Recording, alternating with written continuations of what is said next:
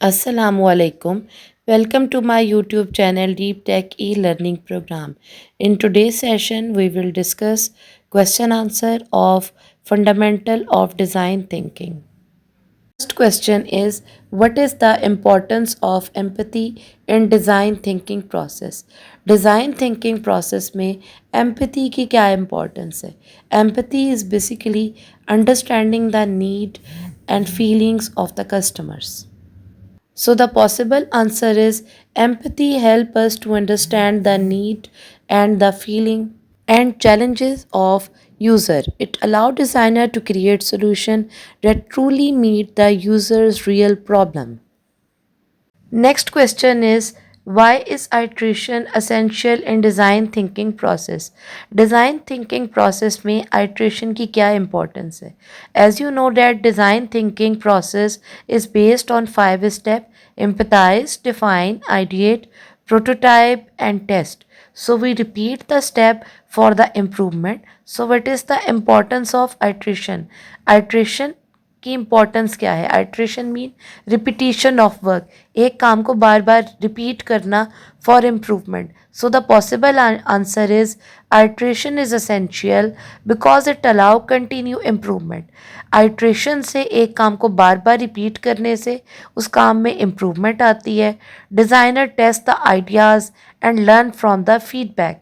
जब हम बार बार टेस्टिंग करते हैं, बार बार हम अपनी प्रैक्टिस को रिवाइज करते हैं, उससे जो फीडबैक आता है उससे हम एक अच्छा और बेहतर सोल्यूशन प्रोवाइड कर सकते हैं. So designer test ideas, learn from the feedback and refine their solution to make it better. Next question is, describe the central theme and association in mind map. Mind map में central theme किसे कहते हैं और association क्या है? Central theme is basically the main idea that written in the center.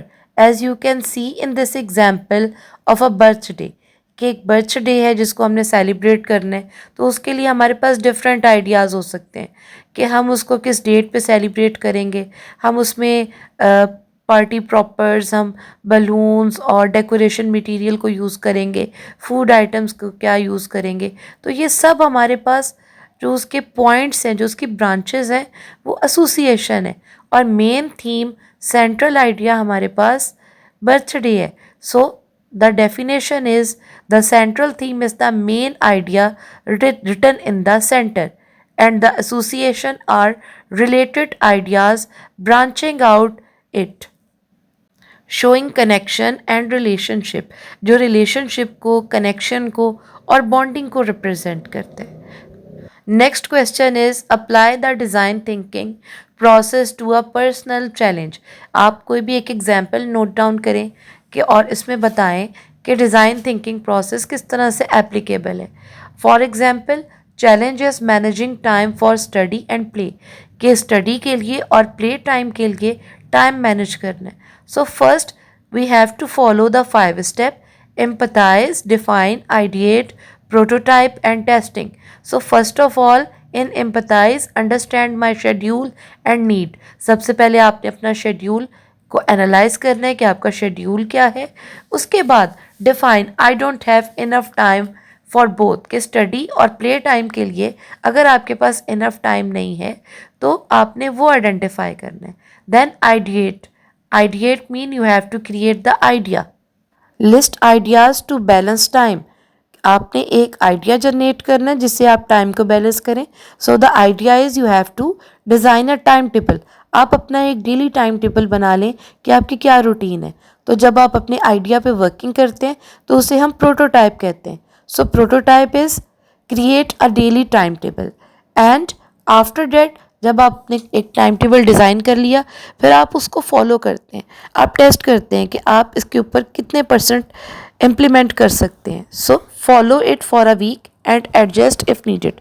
जहाँ पे changes, जहाँ पे आपको अपने टाइम टेबल में टाइम चेंज करने की ज़रूरत हो, आप उसको अप्लाई भी कर सकते हैं और चेंज भी कर सकते हैं. Next question is, how does the design thinking process help in solving complex problems. कि complex means difficult, difficult problems को सॉल्व करने के लिए हम डिज़ाइन थिंकिंग प्रोसेस को किस तरह से यूज़ कर सकते हैं. As you know that design thinking process break down the problem in multiple steps. Design thinking problem में हम किसी भी प्रॉब्लम को स्मॉल स्टेप्स में कन्वर्ट करते हैं।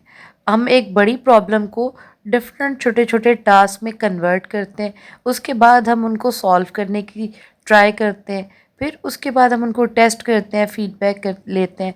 तो इस तरह से एक बिगर प्रॉब्लम को, एक कॉम्प्लेक्स प्रॉब्लम को स्मॉल स्टेप्स में ब्रेक किया जाता है। So the possible answer is design thinking help by breaking complex problem into small steps. It encourage creativity, testing and feedback to the find practical user-centered solution.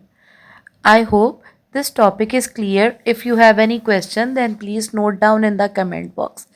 Inshallah, I will reply you soon.